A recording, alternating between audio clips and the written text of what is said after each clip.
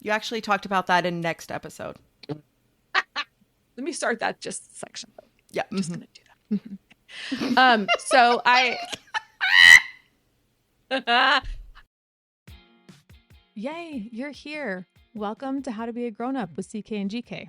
Let's get started.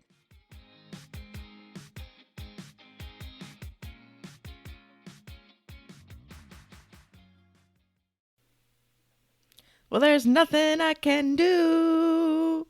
I only want to be with Tuesday. I had just the tiniest bit of coffee still in my Oh, throat. sorry. Didn't you want to hear me sniffle and cough into the microphone, everyone? I'm sure you Sorry, did. y'all. I Well, love it's it. Tuesday. Thanks for coming. We're so glad you're here. Now that the school year is in full swing at this point for all of us, we're talking about how parents can address a concern with their child's teacher. So stick around for that. We'll get that going in just a few minutes. But first, If she were a pencil, I would not be able to use Caitlin on the SAT because she's a number one in my book. you know what's so funny is that everyone knows what a number two pencil is. I don't think it occurs to anyone that there's got to be a number. Like, why is it a Yeah. number two? There must It's be a like the number one. it's like the density of the graphite. Like artists use different number pencils. What? Yes. Okay. So you can actually go to an art supply store and look at other number of pencils. So there was a time where the number two actually mattered. Now it's like that's a pencil. Whatever. Ticonderoga is the best. Go nuts. And that's Jenny, my perfectly genius princess who even wears a tiara sometimes for her entire birthday week and sometimes month. But or season, depending on Or, right, what all birthday of it is. winter. Okay. All right. So Today, here's the thing.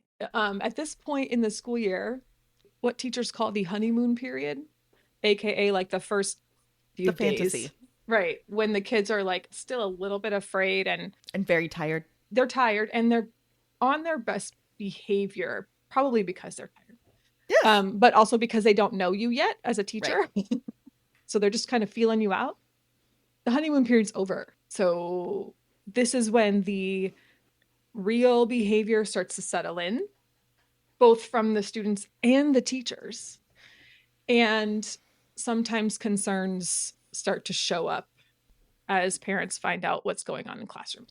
Well, we're humans and Yeah, the kids are not perfect, the teachers are not perfect, the parents are not perfect, and so we have to have space for everyone to be not perfect. exactly. So that said, we thought it would be a good time to explain the best ways to address concerns that you might have with your teacher. Now, our sources for today are us, Right? because we've done this before. On both sides. Yeah, on both sides at this point now. I've had parents address concerns with me, and I've had with my own child had to address concerns with his teachers. And so we're coming at this from the perspective of a concerned parent, but also a teacher who has feelings on the other side. So we'll start with a minor concern. Okay, cool. Something like a grading issue. Maybe your child worked on a project and the grade was just not what they expected. Or the teacher kind of said something weird where you were like, wait, can my child said that you said this? Can you just. Yeah, let's clarify that. Let's get some context. Right. Okay. So we're going to start by saying for minor issues like this, the best thing you can do to preserve the relationship that you have with your teacher is address the teacher directly. This is not the time to send any emails to the above the head, the school administration kind of people. Oh, Okay. yeah. No. Especially in the first contact. Like when you're BCCing and CCing counselors over a grade issue, one, the counselors shouldn't be involved in that because they have nothing to do with it. Counselors deal with student Support. feelings and support that way. They don't deal with the grade. That's not their job. But also, it's not okay. Like you don't want someone going over your head Right. at your job. So don't do that to the teacher. So address the teacher directly. Don't call or send any emails to anyone else in your first contact. You also want to avoid anything that sounds accusatory. That, as it would happen to you if you were accused of something right away, you would immediately go on the defensive, right? That's not what you want to do here. Yeah, just the facts, ma'am. Right.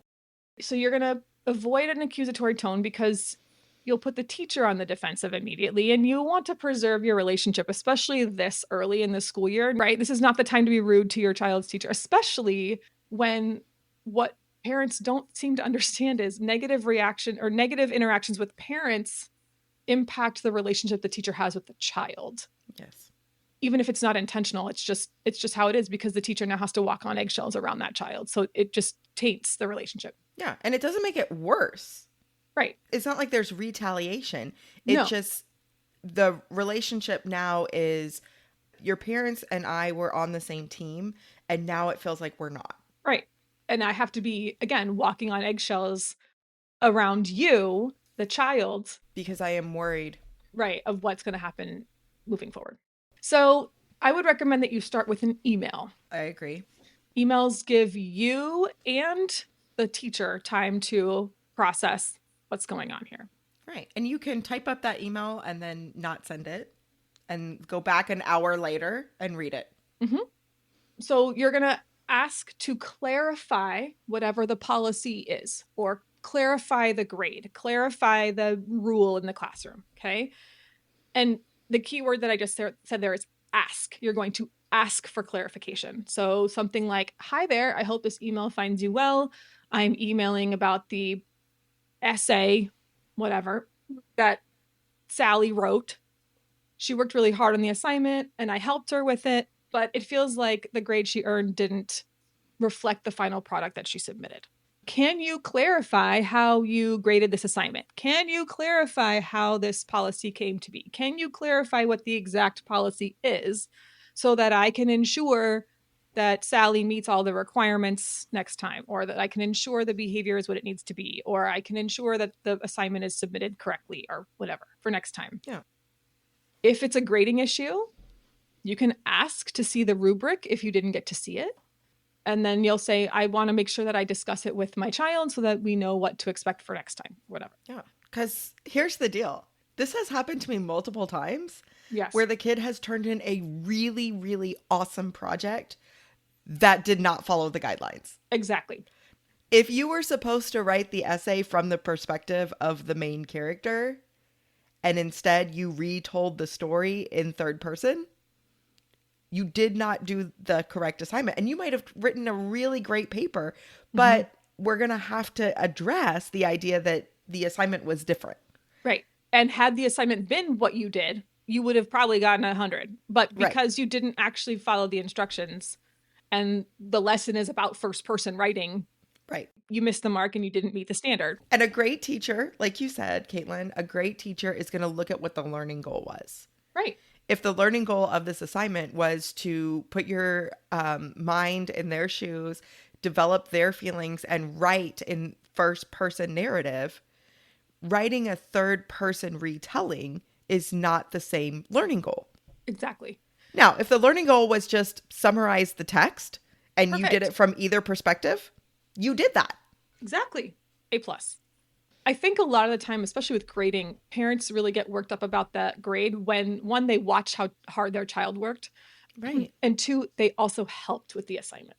Well, sure. Because it almost feels like they got the bad grade too, right? So it's like, well, yeah. What did we, they did. So there is that. Yeah, exactly. They did. And also, let us remind every one of our listeners, we are assuming that the teacher on the other side is holding up their end of the bargain and doing their job the way it was intended. Exactly. It is very possible that the teacher your child has for this particular subject is not the ideal candidate for that role. Let us name that right here. It might come down to this is going to be a hard year, and you might be paired with someone who isn't in the best job for them or for the kids. And that's a different conversation. This one assumes that you are working with someone who puts the kids first, understands the importance of partnering with parents, and is going to be a transparent individual. Exactly. Okay, continue on. So there's a couple of things with an email like that I want to point out. One is that you're respecting the authority of the teacher. right? Right. You're not going over their head. And you're also, by asking a question, you're showing that they are the expert in the classroom, not you. And you're not confusing your child, Right. right? You're allowing your child to see that two things can be true. My mom is in charge of me and my teacher is in charge of me. That's very true. Teachers are professionals and they do a job that you, as a parent, if you're not a teacher, you don't do that job. So you need to respect the fact that they are the expert at what they're doing. By asking for clarification on a grading rubric or on the policy, you're validating the teacher's process. You're understanding that there's a reason for whatever it is that they're doing, and you're respecting that. And you're straight up telling them that you assume positive intent. Exactly. So you can go about these minor concerns in a way that is respectful and kind. And then when you get the answer back, if it's something that you don't like, you need to ask yourself, do I just not like this? Is it just the facts? Is it, Oh. Or does this feel wrong? icky? Right. And it might. It could. And that's why we have more layers of leadership to discuss. To deal with that. Right. Okay. So those are minor concerns. Again, start with an email, assume good intent, respect their authority, and then more than likely the issue will resolve itself. The second thing, though, is something a little bit, I wouldn't call it a moderate concern because that doesn't sound correct here, but it's more of a major concern. And I would say It's a bigger question. It's a bigger question. Yes. These would be things that are like your child is having some emotional concerns, bullying, or something like that. Could be bullying between students. Maybe the student genuinely feels like, we're a month in and I'm getting vibes that my teacher does not like me and I don't know what the reason is. I behave myself, I do my work, and for some reason the teacher is not kind to me and I need to find out what's going on. This is actually something that I have dealt with personally, so I'm coming from that perspective as well here. Again, I'm going to start by addressing the teacher directly. Now, if bullying between students is a concern, I would include the child's teacher where that event is happening. If it's at a middle school level, you could include any teacher who's got the same class as that kid. Mm-hmm. And including the counselor and or assistant principal for a bullying concern is absolutely warranted and okay here. And let us pause and Yes. define the term bullying. Yes. Because bullying is different than normal meanness. Right. While I don't want to say that kids can be mean to each other, we know that they can. Mm-hmm. And that will be addressed. And it is worthy of an email. Absolutely. If something has happened that was even within the realm of quote unquote normal meanness, it should still be addressed. Mm-hmm. But it has a different title than the B word. Mm-hmm. Bullying involves a difference in power. It involves being told expressly that that behavior is not enjoyable. And it is repetitive. Mm-hmm. So if your child has not been told to stop and is continuing a behavior that makes another child uncomfortable, we can't call it bullying because that child was not told no. Mm. Now, is it ugly? Yes. Is it making the other child uncomfortable? Absolutely. And as soon as that kid says to the teacher or to your child, hey, you got to stop, I don't like that, and the behavior continues, now we can use that bullying label. Mm-hmm. But for a while, it's just targeted teasing. It's normal meanness. It's gross, but it's not bullying. Yeah, the bullying thing it goes on for a longer period of time too, right? Like if, I used to say to my kids, like when I was teaching, when I changed their seats, I would say, this is probably not appropriate, but it's okay. I would say, you're stuck where you're at. Okay. And I put you here for a reason. You don't know the reason, and that's okay. You don't need to. But if you feel like after the end of 1 week, five classroom sessions, you might murder a kid at your table.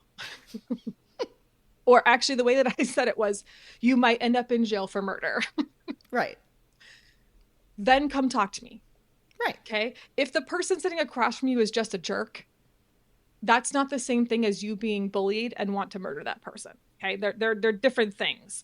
Right. So just understanding that, like, especially at the middle school level, like kids say mean things. Like a mean thing 2 or 3 times is not the same thing as intentional, targeted, power imbalance, repetitive behavior. Okay. So we're just putting that out there.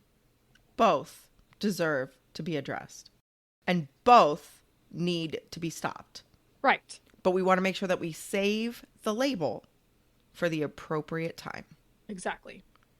That said, emotional concerns do warrant some sort of escalation. 100%. So if it's like a 1 or 2 thing, like Sally said that Bobby was picking on her in class, that happened 1 or 2 times, can you just address it? That's a teacher only kind of email. Right. But when we get the bullying or we get the repetitive behavior, that's when I would recommend involving a counselor and or assistant principal.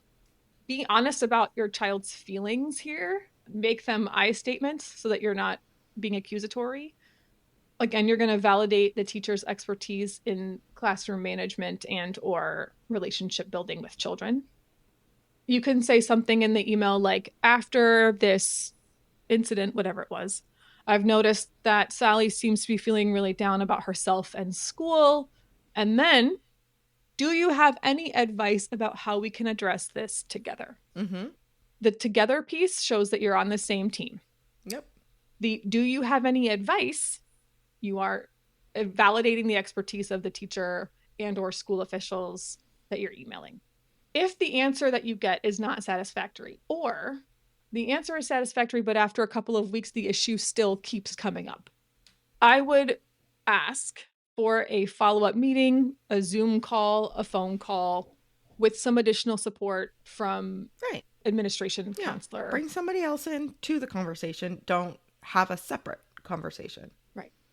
And I will say, when I was dealing with this was a direct concern with my child's teacher, as in my child was feeling as though his teacher did not like him. Mm-hmm. And other students were pointing out that this teacher is not kind in the way she speaks to my child. That's hard. It was a situation not with my child and another child. It was with my child and the teacher. So, and perception is reality. Yes. And it was kindergarten. A Ouch. kindergartner should not feel that way about their teacher or school, right? So it was a different situation. And in that situation, I did say to the teacher, I would like to have this discussion with you. Would you feel more comfortable if the counselor was also involved? Right. And that teacher said yes. And so Absolutely. our Zoom call was with the counselor on the team. Because remember now that everybody is team kid. Exactly. Everybody is team kid. And a good administrator will be a support system to their teachers, mm-hmm. while also putting the kid at the center. It might be sitting next to the teacher and saying to the parent in front of the teacher, yeah, that really wasn't the kind of way that we want to behave. Right. I'm sorry that happened, and I'm going to be coaching the teacher on doing a better job. And mm-hmm. that's still supporting your teacher, mm-hmm. while still being team kid. And you'll notice too that I as the parent invited the counselor in. Now, granted, I understand that, like, as a former teacher, there was a reason I did that, right? Because I would never want to have that one-on-one meeting. That meeting feels uncomfortable just off the bat. But I also did it intentionally to make sure to put the teacher on notice that we're escalating this behavior. This is a serious matter to me.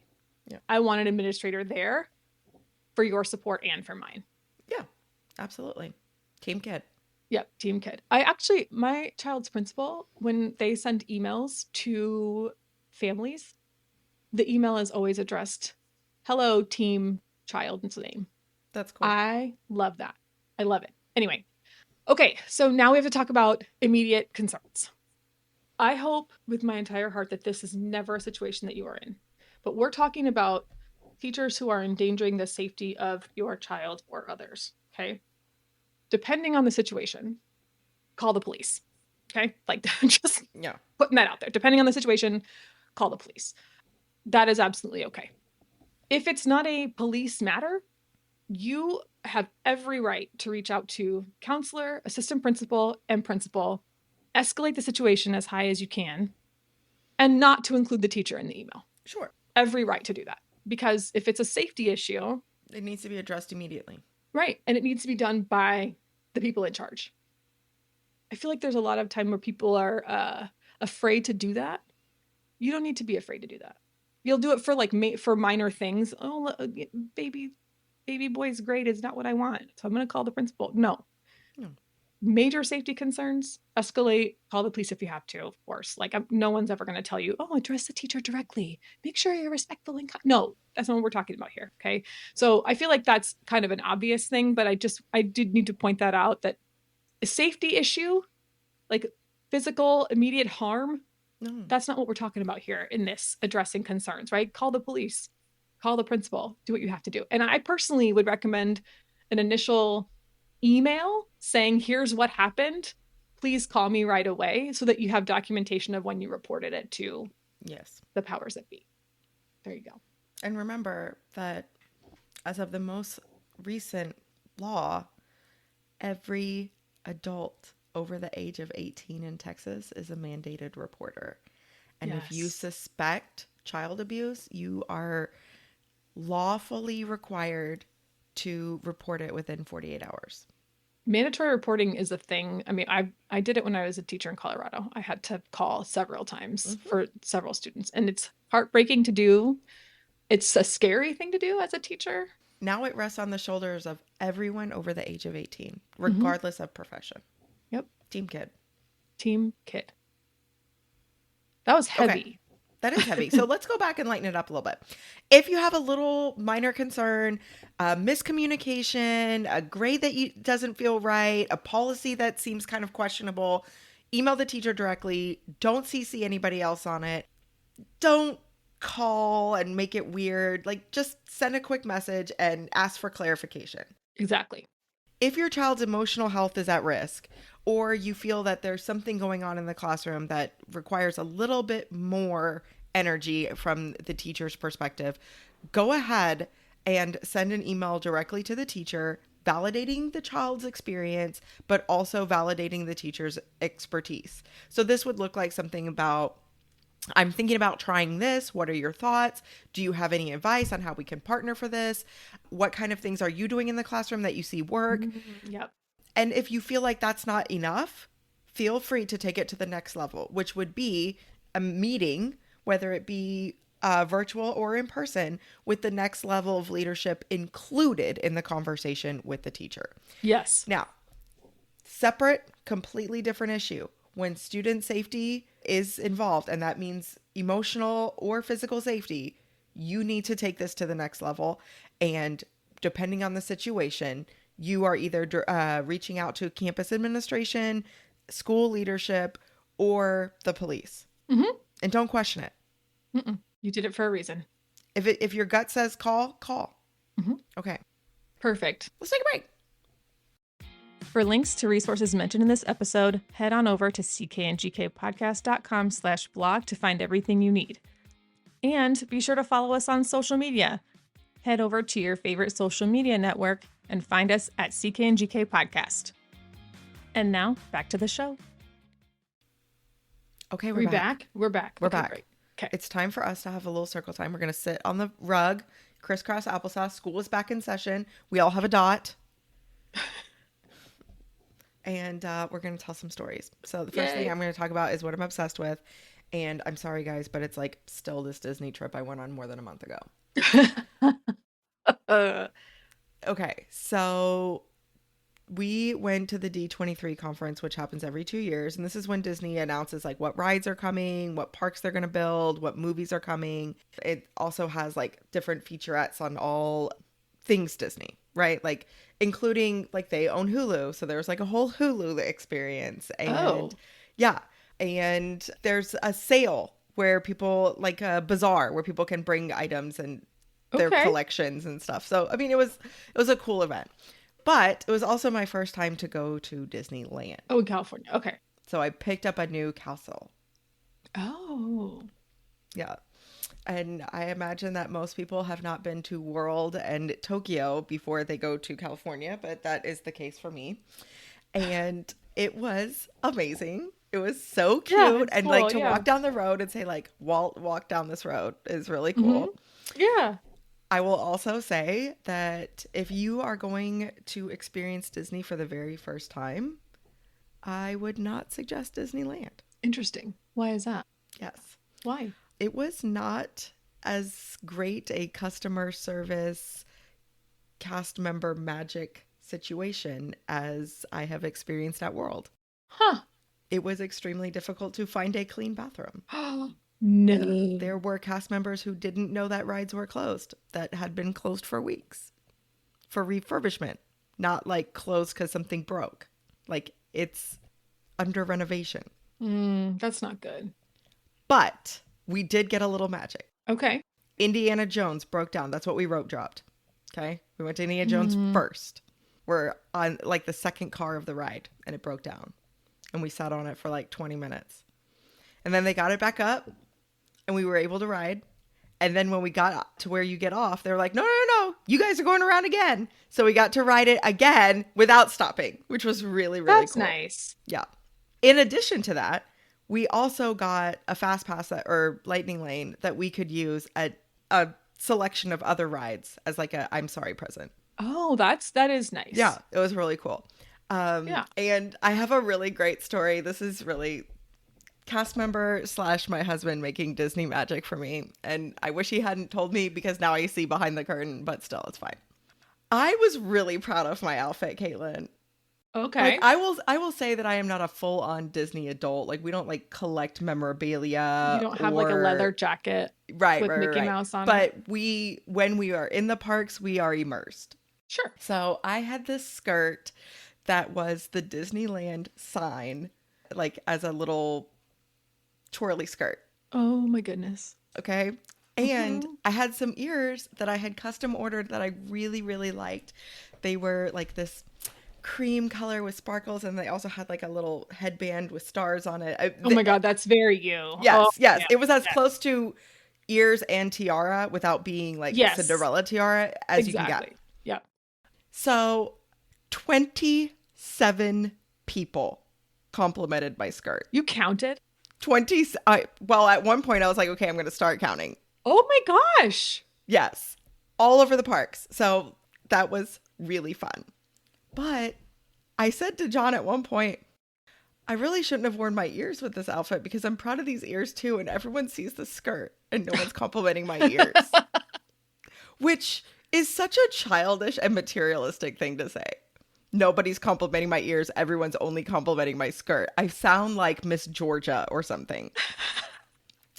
So later on that day, a cast member walks up to me and says, I just want to tell you, I really love your ears. They are so fun. Did you have them made? And I was like, yes, thank you. Oh my gosh. So as we're walking away, John was like, okay, did you see her name tag?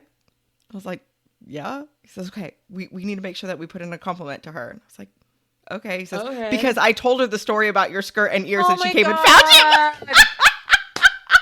Why did he do that? He shouldn't have said anything. No, Yeah. because the magic of them doing it and seeking me out to come tell me was more like felt better than even the compliment of the ears. The idea that she Aw. heard this, she found me later and came and made a compliment. I was like, okay, you guys know what's up. So while it wasn't as holistic an experience as World, it was still pretty fabulous. Okay. So. Well, that's good then. You are you're inching closer and closer to Disney adult. I'm going to say this to you now That's fine. lovingly. You are. But here's the deal, Caitlin. We are running a business. Yes, you are. You're right. Right? We are going to have to be involved in order for our business to be successful. Yes. That's We're talking about the travel excuse. agency business, right? Yes, that's Yes. the excuse. Okay. It's, Well, John's a travel agent now, so we're allowed to be obsessed. well, here's the other thing. If you start getting Disney tattoos, we're gonna have a very real conversation. That I'm just okay, gonna- so someone actually called me out at work. She was like, I did not know that you were a Disney adult. And I was like, I am not. I do not have any tattoos. I do not have a leather jacket that has Mickey Mouse on the back. So, and if that happens, I'm not gonna be okay with And the it. Disney advertisements on my car are magnets that can be removed in the blink of an eye. Oh. Just saying. I still have my bluey magnet on my car. Nice Yeah. parking spot, Rita. Okay. Mine is I'm so late to this party. I'm just gonna tell you this right now. But I don't know how into Reddit you are. I know your dad is a Reddit fan. Yes. I IATA only. Oh, okay. There are other really great Reddit channels. Oh, yeah. I went and did a deep. I was trying to find some like episode inspiration, and there's a ton in there that you can always use for anything like this. Reddit's amazing, but I really like the Today I Learned thread because there is so much weird stuff in there. The one that I the one that I learned yesterday is tectonic plates move roughly at the same rate that your fingernails grow. Like what? Need to trim Antarctica because it's starting to get ingrown. North America needs to get on it because her cuticles are a little bit long or whatever. Yeah, I thought it was really funny, but there's just stuff like that in there that I was like, this is great. I also like the one that's like, this is actually really cool. And it'll be like, one of them was like it was a glass cube and it was shattered on the inside. Okay. And then when you went around it, it was a skull design. Like someone had intentionally shattered it to be a skull design on the inside of this cube. It was super cool. So yeah. That is cool. It was really cool. So do you remember Stumble Upon? Did you ever have a Stumble Upon account? No. Stumble Upon was like you would get on to Stumble Upon and then you would just click a button and it would take you to a website that might be of interest to you. Okay. And you could, spend some time. And then you just click stumble again and it would take you to another one that was completely unrelated. Funny. It was really fun. Reddit, those two threads are giving me Stumble Upon. Oh, yeah, no. Anyway, super fun. No, Reddit is cool. And the more subreddits you subscribe to, like the more interesting your feed gets. Yeah. And also, I did not know this, but this is how new I am to Reddit, basically. I've always just like read it and literally read the threads and not actually joined, but I joined it so that I could comment and post and stuff. It's the front page of the internet. It pretty much is. That's what they call themselves. Yeah.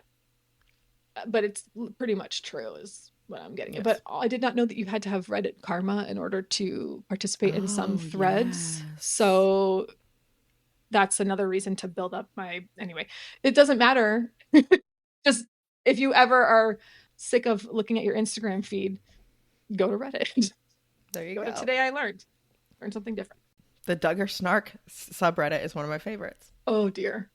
Yes, but I love the Duggars. Okay, so gem of the week, also Disney related. Maybe I am a Disney adult. Mm-hmm. At this conference, the closing ceremonies is the quote unquote Disney Legends ceremony. And this is when they induct people into their Hall of Fame. Oh.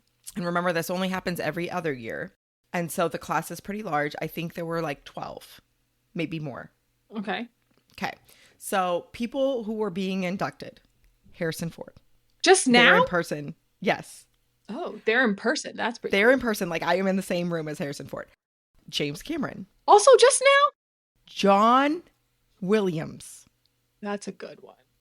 But also just now? Like what? But, right. There was a famous tour guide who was the first Black Disney tour guide. And then she ended up like running all of the marketing events and like moving her way up. Wow, and she wrote a book and she was inducted and she was a really interesting story. There was a costume designer who's done a lot of work with Tim Burton, including the Alice in Wonderland costumes and the Dumbo costumes. And then there was an animator. Oh my gosh, it was such a great story. And he's such a cute guy. He, growing up, said that he wanted to be a Disney animator when he grew up. Like that's what he wanted to be. And he did what he needed to do to get hired. He is called the quote unquote princess guy because he drew Belle, Ariel, Jasmine, Mulan, and Tiana. Oh my goodness. And when he was getting his award presented, they brought out the actresses who played those 5 princesses. In the movies. Like their voice actresses. Wow. And they all had something great to say about Marquand, including Tiana saying like, he made Tiana left-handed like me.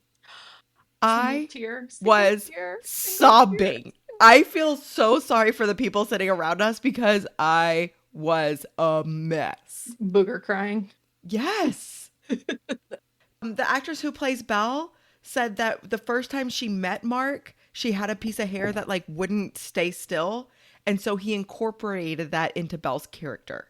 That one piece in the front. Yes. Oh. That's because the first time he met the voice actress, she kept tucking one piece of hair behind her ear. Oh. In his acceptance speech, he's talking about his granddaughters as his own little princesses and like telling the story of his family.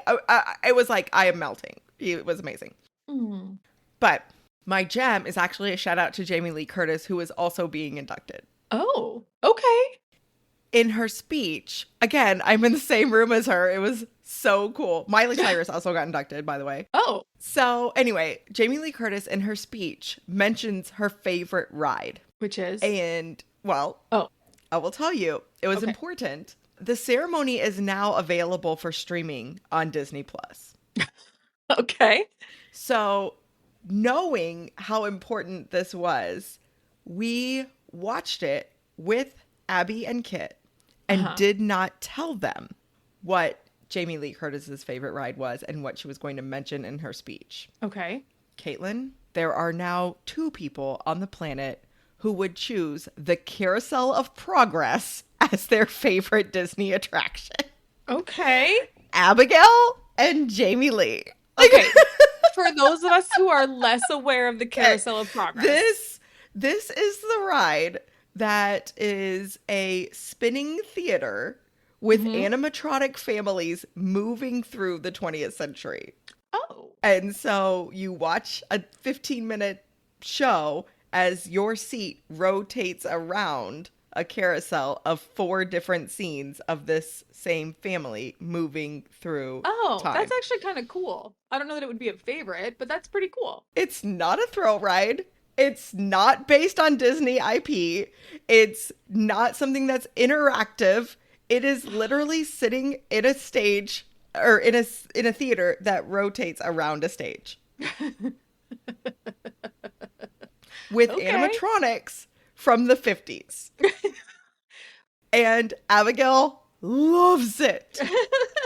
One time we went, she said, "Can we rope drop it?" We're like, "No, it never has a wait." Oh, gosh. We've never had to wait for that ride ever. We're not going to rope drop it. Oh, my goodness. Sam wants DVDs. Wait, what? Yeah, I don't. Do you have a DVD player? Yeah. That's like 10 years old or more, right? Yeah. Like, it's not hooked up. Like, I mean, we do, but we also have a VHS player, and I am old. Oh, but I don't have a VHS player, but I did. But the fact that your kid wants DVDs, or as we call them in our house, DVD-discs. Oh, dear. It started because he saw Ultraman. Have you ever heard of Ultraman? Yes. I guess there are like old Ultraman movies. Yeah, like my dad liked Ultraman when he was a kid. Yeah. Growing up in the 60s. Well, they've made some new ones recently. One of them is, I guess, Ultraman Rising or something. Anyway, they just redid it and released it. It's on Netflix. And so he found out that there are like old Ultraman movies and that they're available on DVD and he wants them. So he was like, "Can we get them on DVD? I want to watch them today." You're like, so DVDs are different. DVDs. If we order a DVD, we have to wait for it to, it's a physical thing. And he's like, "Yeah, it's a disc and then you just stream it." And I was like, no. Let me tell you about Netflix before it was called Quickster. Before you could differentiate profiles and have a picture of Spike from what's Super Monsters as your profile picture, which is what my Netflix picture is. If you don't know what Super Monsters is, it's adorable. You and your kid should watch it at Halloween time. It's precious. Anyway, so that's mine. It's just, I just feel old because Sam wants DVDs. So, yeah. Well, and with having a 7-year gap, like Abby grew up on DVDs. Like yes, we had them. So different. Yep. So different. And like I wanted to buy her a set of movies. We bought it on disc. Yeah. I have all of the Friends discs. Do you know how much money I spent on owning every season of Friends?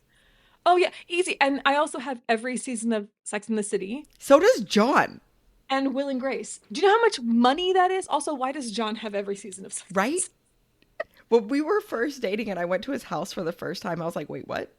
You have this and you have it on display? Well, the cases were cool. Right. He was like, yeah, this is a box set. I was like, I didn't buy the box set. I was poor, so I bought them one season at a time. nope. He has the boxed set of the entire series of Sex in the City. Oh, yeah. Anyway. Yeah. DPTs. Anyway. Okay. Well, when you are going to Blockbuster on Friday night to decide what you're going to watch, make good choices. And be respectful when you're dealing with your teachers, because you're all on the same team. Team kid. Team kid. Bye. Okay, bye.